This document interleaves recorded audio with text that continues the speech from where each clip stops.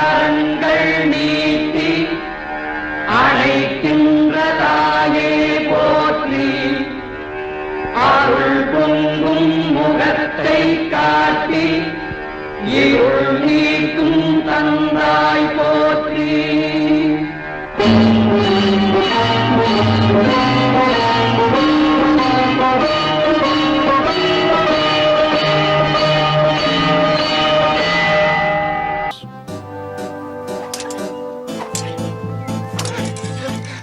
Meet the aristocratic 16-year-old daughter of one of King Louis XIV's courtiers, Emilie du Châtelet.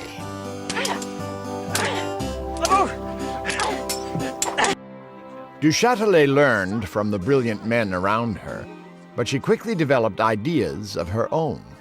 Much to the horror of her mentors, she even dared to suspect that there was a flaw in the great Sir Isaac Newton's thinking. Emilie, you are being absurd. Why ascribe to an object a vague and immeasurable force like Vis Viva? It is a return to the old ways. It is the occult! When movement commences, you said it is true that a force is produced which did not exist until now. Think of our bodies. To have free will, we must be free to initiate motion. So all Leibniz is asking is, where does all this force come from? Sklavsund in Leiden has been dropping lead balls into a pan of clay.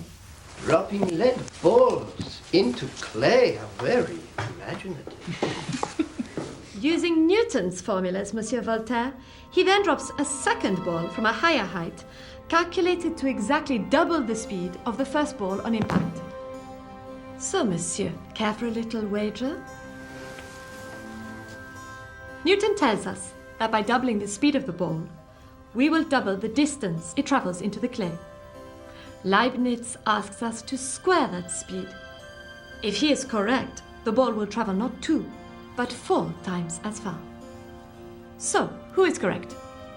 Monsieur, I feel Mr. Newton's reputation dwindling ever so slightly. Oh, mon père, Twee, do not succumb to her. There is no earthly reason to ascribe hidden forces to this. Well, the ball travels 4 times further.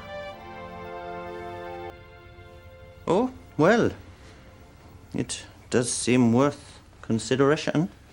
Perhaps we might look over his calculations. I have already checked his figures. I am sure Leibniz is correct on this point. I intend to include a section on this matter in my book. Really? Do be careful, madame.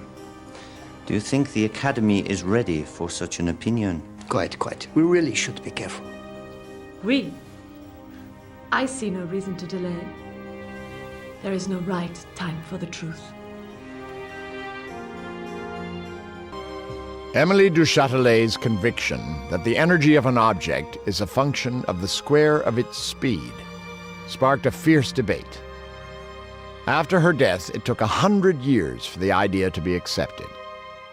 Just in time for Einstein to use this brilliant insight to finally bring energy and mass together with light.